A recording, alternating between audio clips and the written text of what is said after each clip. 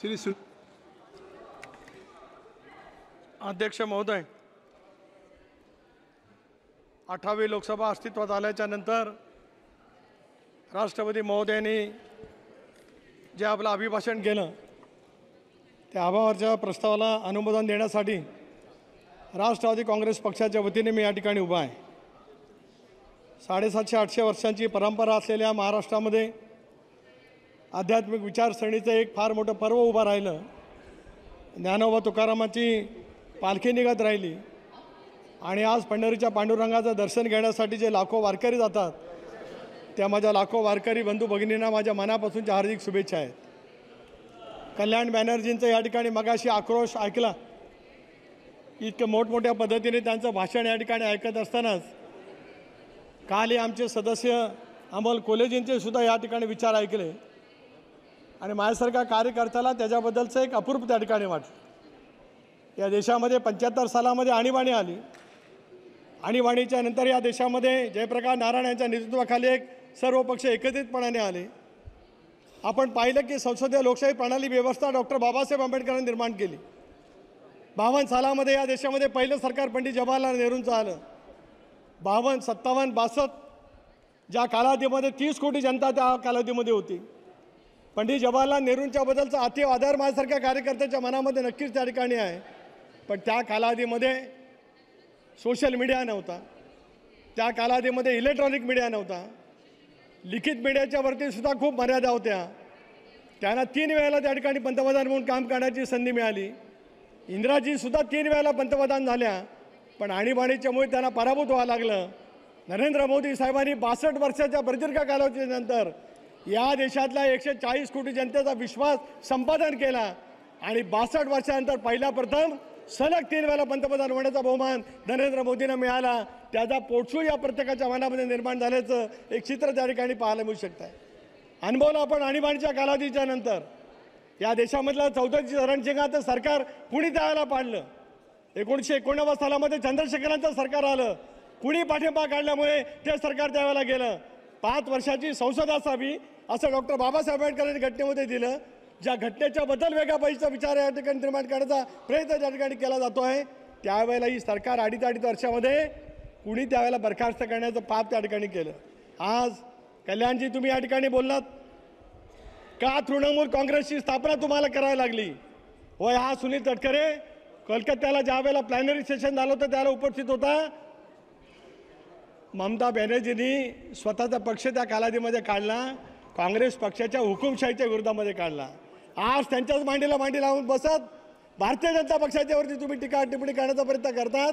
तुम्हाला पक्ष काढण्यासाठी वेळ ज्यावेळेला आली त्यावेळेला भारतीय जनता पक्षामुळे आली नाही, काँग्रेसच्या नेतृत्वामुळे तुम्हाला त्यावेळेला स्वतंत्र पक्ष त्या कालावधीमध्ये काढावा लागला। विसरता येऊ शकत नाही। होय, मी राष्ट्रवादी काँग्रेस पक्षाचा संस्थापक सदस्य आहे। श्रद्धेय पवारसाहेबांच्याबद्दलचा आदर आहे, ते दैवत आहेत। पण आम्हाला सुद्धा 99 सालामध्ये कोणाच्यामुळे राष्ट्रवादी काँग्रेस पक्ष स्थापन करावा लागला हा इतिहास कधी कोणाला विसरता त्या ठिकाणी येऊ शकत नाही। आज तुम्ही टीका टिप्पणी केलीत, डी राजाजी या ठिकाणी राजा आहेत, हे राजाजी कनिमोळीजी आहेत। मागच्या वेळेला त्या वाक्यावरती मी बसलेलो होतो। त्यांचा आक्रोश, त्यांचा युक्तिवाद माझ्यासारख्या कार्यकर्त्यांनी पाहिला। 2G स्कॅममध्ये ज्या पद्धतीने त्यांना अडकवण्याचा प्रयत्न केला त्याला कोणाचं सरकार या देशामध्ये होतं? UPAचं सरकार होतं। त्या सरकारमध्ये तुम्ही त्या ठिकाणी मंत्री होतात। गेल्या वेळेला तुमचा युक्तिवाद या ठिकाणी मी ऐकला। कनिमोळीजी तुम्ही सुद्धा अनेक वर्ष त्या ठिकाणी आत राहिलात। आमच्यासारख्या कार्यकर्त्याच्या मनामध्ये सुद्धा आक्रोश त्या कालावधीमध्ये होता आणि आज भारतीय जनता पक्षाकडे आपण बोट दाखवण्याचा त्या ठिकाणी त्यांनी ते प्रयत्न करतात। इंडिया अगेन्स्ट करप्शन कुणी सुरुवात केली? आज कोणाच्या सोबत तुम्ही त्या ठिकाणी बसलेला आहात? स्वतःच्या बद्दलची भ्रामक कल्पना मनामध्ये ठेवत नरेंद्र मोदी साहेबांचे काही ह्या जगाच्या वाटेवरती मिळवलेलं आहे त्याच्याबद्दलचा पराकोटीचा द्वेष ज्याला निर्माण होतो त्याच्यातून आशावादीच्या भावना निर्माण झाल्याचं एक विदारक चित्र त्या ठिकाणी त्यानिमित्ताने पाहायला मिळू शकतं आहे। आज का आपण अनुभवतो? नरेंद्र मोदी साहेबांनी गेल्या 10 वर्षामध्ये जगामध्ये देशाची प्रतिष्ठा वाढवण्याचा प्रयत्न केला। मी ज्या मतदारसंघातून अध्यक्ष महोदय येतो तो रायगड लोकसभा मतदारसंघ। छत्रपती शिवाजी महाराजांनी हिंदवी स्वराज्याची स्थापना केली। डॉक्टर बाबासाहेब आंबेडकरांनी सामाजिक समतेचा ओंकार दिला आणि दापोलीच्या परिसरामध्ये, पालघरच्या परिसरामध्ये जन्माला आलेल्या साने गुरुजींनी माननीय सदस्यगण, माननीय सदस्यगण, धर्मेंद्र जी, श्री धर्मेंद्र, एक मिनट सुनील जी, कृपया, आप बहुत वरिष्ठ सदस्य हैं धर्मेंद्र जी, कृपया जारी रखें। बैठ, आपका नाम नहीं दिया आपका, अभी आप बैठ जाए कृपया, अभी उनका भाषण जारी है। आरोप केला जातोय विशिष्ट समूहाच्या बाबतीमध्ये, संविधानाच्या बाबतीमध्ये या ठिकाणी बोललं गेलं, एक नॅरेटिव्ह त्या ठिकाणी सेट करण्यामध्ये तुम्हाला यश त्या ठिकाणी मिळालं, परंतु याच पंतप्रधान महोदयांनी अनेक योजना त्या ठिकाणी केल्या. पंतप्रधान आवास योजना असेल, जलजीवनची मिशन असेल, आयुष्यमान भारतची योजना असेल, शेतकरी सन्मान योजना असेल, उज्ज्वला गॅस योजना असेल, कोणा एका धर्मासाठी केलेलं नाही. आज या धर्माच्या नावाने तुम्ही उल्लेख करतात, देशाच्या लोकशाहीवरती घाला घालण्याचा प्रयत्न करतायत. त्या सर्व धर्मियांना या व्यक्तिगत लाभार्थीच्या योजना देण्याचं काम जर का कोणी केलं तर ते नरेंद्र मोदीच्या नेतृत्वाखाली केलं गेलं, त्याचा सुद्धा उल्लेख या ठिकाणी अन्वितन मी करू इच्छितो आहे.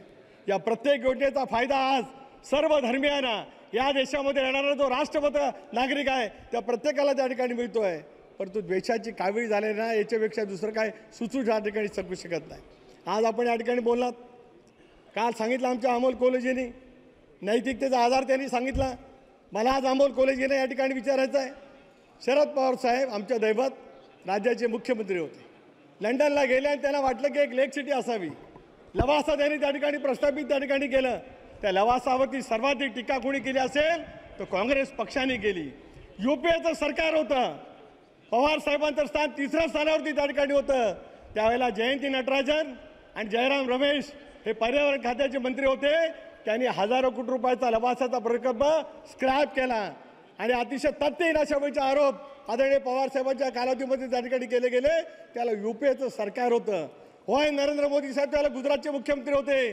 त्यांना त्या प्रकल्पाची पाहणी करायला बोलवलं गेलं आणि हा प्रकल्प योग्य कसा आहे हे मोदी साहेबांनी महाराष्ट्रामध्ये येऊन सांगितलं. मग ज्या सरकारमध्ये तुम्ही होतात, ज्या UPAच्या सरकारमध्ये होतात, जे काँग्रेस त्या ठिकाणी नेतृत्व करत होतं, ते आपल्या सरकारमधल्या सहभागी असलेल्या पक्षाचा कशा पद्धतीने त्या ठिकाणी करत होते याचा सुद्धा कोणीतरी आता विचार करण्याची वेळ नक्कीच त्या ठिकाणी आलेली आहे.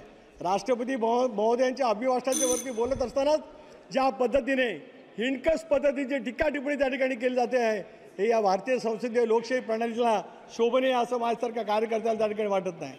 होय, कोरोनाची लस निर्माण केली गेली, चांद्रयान उतरलं गेलं.